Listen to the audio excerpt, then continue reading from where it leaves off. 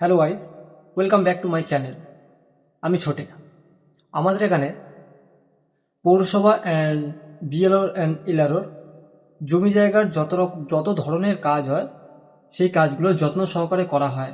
আপনাদের যদি জমি জায়গা সংক্রান্ত কোনো রকম সমস্যা থাকে, নিচে দেওয়া এই নাম্বারে আপনারা কন্ট্যাক্ট করতে পারেন। কথা বাড়াবো না, চলুন শুরু করা যাক। আজকে আমি আপনাদেরকে দেখাবো বাংলার ভূমি থেকে কিভাবে আপনি আপনার দাগের তথ্যটা চেক করবেন। চলুন শুরু করা যাক। প্রথমে আপনি চলে আসবেন এই বাংলার ভূমি ওয়েবসাইটে, দেখুন ল্যান্ড অ্যান্ড ল্যান্ড।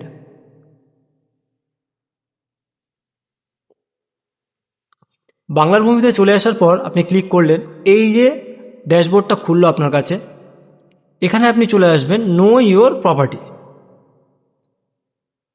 আমরা নো ইওর প্রপার্টিতে ক্লিক করলাম।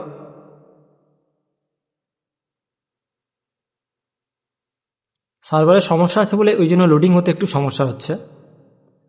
এবার দেখুন এখানে অনেকগুলো অপশান আছে।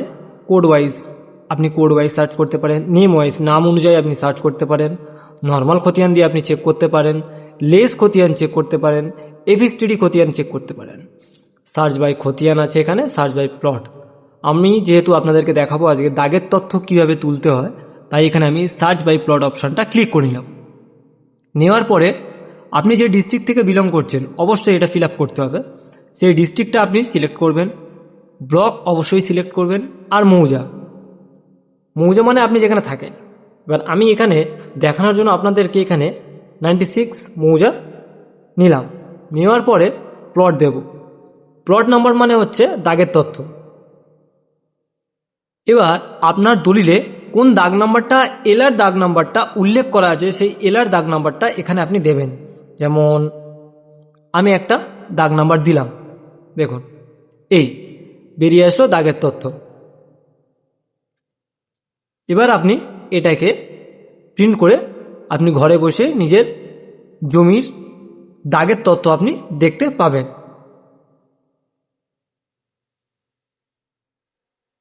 আজকে আমি বলেছিলাম আপনাদেরকে দাগের তথ্য দেখাবো, কীভাবে চেক করতে হয়। দাগের তথ্য দেখানো কমপ্লিট আমার। আপনারা চ্যানেলটাতে নতুন হলে চ্যানেলটাকে প্লিজ সাবস্ক্রাইব করে দেবেন।